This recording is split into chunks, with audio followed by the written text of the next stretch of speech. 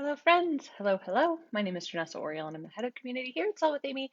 And it is 10:30 a.m. Pacific, which is the time that we come live here on the Sell with Amy page. And then obviously that is rebroadcast over on YouTube for our friends who prefer the tube.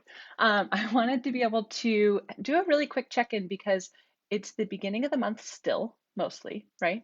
Beginning of the month, so people are diving into their goals. People are sort of taking a deep breath after the short month last month, right? The February month is shorter. And diving into March. I love March because March is a 31-day month that you have an additional day, or as compared to obviously February, 3 additional days to be able to tackle the goals that you have set for yourself and for your business. So, hello to Trisha and Melissa. Good to see friends here. Thank you so much for chiming in. For those watching on what we like to call our replay, which is our hashtag after party, thank you also for chiming in. So Trisha, despite February being the shortest month of the year, it was her best month ever for her. So Trisha, I'd love to hear what made it your best month ever. What did you do differently to ensure that you had an incredible February? I would love to hear that. And that way we can share it with those who are watching, because if you're watching, you likely want to grow your business and have your BME best month ever as well. And so while we wait to hear what was best for Trisha, I will also say hello there to those that are joining. What I want to highlight is if you haven't opened your Amy app yet this month, I'm going to highlight that we have, and let me make sure I'm pointing the right spot. Right here, it says set your goals. If you've not already tackled that to do, it's like the easiest to do of the month. I'm pausing because in theory, it's the easiest to do of the month if you already know what you want your goal to be, okay? So it's important to have some sort of idea as to what you want the goal to be. Now, if you set it and it's crazy low and you exceed that, you can't edit the goal. So we do that because we're kind of mean, okay? Reason being, if you can change your goals, is it really a goal? Right? If you like blow past it, it means you probably should stretch it a little farther. We actually encourage you to do that. It's saying that it's showing you what your goal was last month, and we want to encourage you to always raise your goals whenever possible, right? If there's things going on in life, it's okay to set a lower goal, right? It's totally okay. And if you don't achieve your goal, that is also okay. But we want to encourage you to make things happen month after month. We want you to have your BME, right? So Trisha had a full calendar. So she went through and she made sure to, and I'm going to correct me if I'm wrong, Trisha. She went through and she connected with those that were interested in hosting. She's part of a party plan company. She connected with those that have purchased from her previously, or she met through previous events. She made sure to offer the incredible incentives to be able to host an event or a party. And then she made sure to book that in advance. So she was very forward thinking, which leads really well into what I wanted to cover today. As you set your goal for the month, it's important not to set it and then like walk away from it and like not pay attention to it until the 20th of the month when all of a sudden you realize I have 10 days to make this happen, or 11 days to make this happen.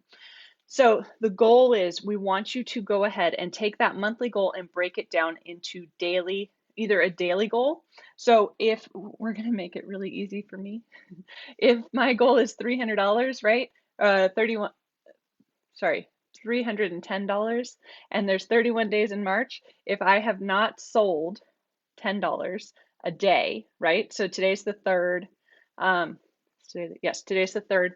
So if I've not sold $30 by the end of today, I am behind my monthly goal. How do you achieve your per day average? Now, depending on the company, $310 is probably not your sales goal, but I want you to take your monthly goal and divide it by 31 and then sort of keep track of where you're at day by day. Are you going to fall behind? Maybe. Are you going to steam ahead of that goal, of that daily goal? Maybe. The reason we break it down into daily goals is because, like Trisha knows, she needs to have a full calendar. We want to make sure that you are taking what you want to do over the course of a month, breaking it down into a daily goal for sales, but more specifically, daily actions. So, going through and making sure that you are tackling your to-dos, going through and connecting with your customers, going through and reaching out to those customers you haven't heard from in a long time just to see how they're doing and if there's anything that they need. Because oftentimes what happens is when you reach out, they are ready to hear from you. Now, I want to make it really clear because something that we hear often is, how come no one's responding to me when I reach out to them using my message templates in Amy? How come no one's responding to me? Uh, Individuals have learned to ignore marketing messages. Okay. Individuals aren't used to connecting with someone when they're reaching out. They're not used to having someone really reach out, as opposed to, I get multiple emails a day from a particular retail company, right? You're not meant to respond to those. So if you aren't getting responses, I am going to ask you to take a critical eye at your message templates and ask if you're sending any links immediately without someone asking for them. I also want to know if you've seen, if you're not getting responses, are you acting like a human, like a person, and reaching out and genuinely asking about life? Or are you saying, hey, there's this thing, it's on sale and you better get it because it's limited time only and whatever, right? We want to be really real. We want to be, you want to make sure that when you're connecting with people, you're genuinely connecting with them.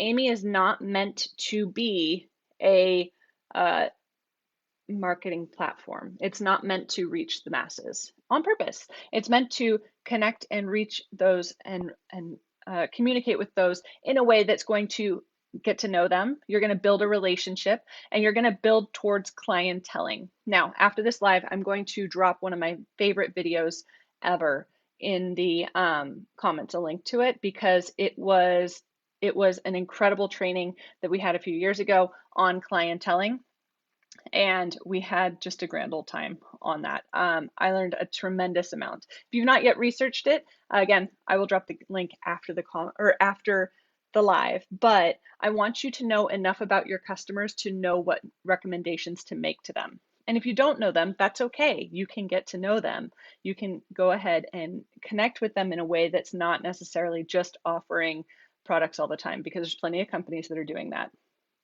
every day, too many times a day. And so people are kind of burnt out on that. They want real, genuine connection. That's what Amy was built for. So thank you so much for joining me today. I would love to hear if the daily goals is helpful. Also in your daily goals, maybe not just a sales goal, but also maybe set aside, or ideally utilize Amy for like 5 to 10 minutes a month. I mean, not a month, a day, right? Build those daily goals down to the work that will actually generate the sales that you're looking to achieve. Does that make sense? Jacqueline says, I use the contact tabs a lot for this. Favorite colors and styles and scents and stuff. So she utilizes the functionality that we have under here. So for example, where it says 12 Days of Amy Challenge, she's using these tiles right here. You can hit plus, and you can go ahead and add additional custom labels. So she's created some of these custom labels. For example, green is here. That might be their favorite color, the 12 Days of Amy December challenge. So for example, she's utilizing these to be able to really narrow things down and get to know her customers, but also log it so she has record of it, and she can make sure to bring up things that are relevant to that particular customer when she's having communications with that customer. Awesome. Jacqueline, I hope that whatever you're cooking is absolutely delicious. And thank you again for those who decided to join me here on our Facebook page, or if you're watching over on YouTube as well. Thanks so much for joining me today. I hope this is helpful. Let me know in the comments. Thanks. Bye, friends.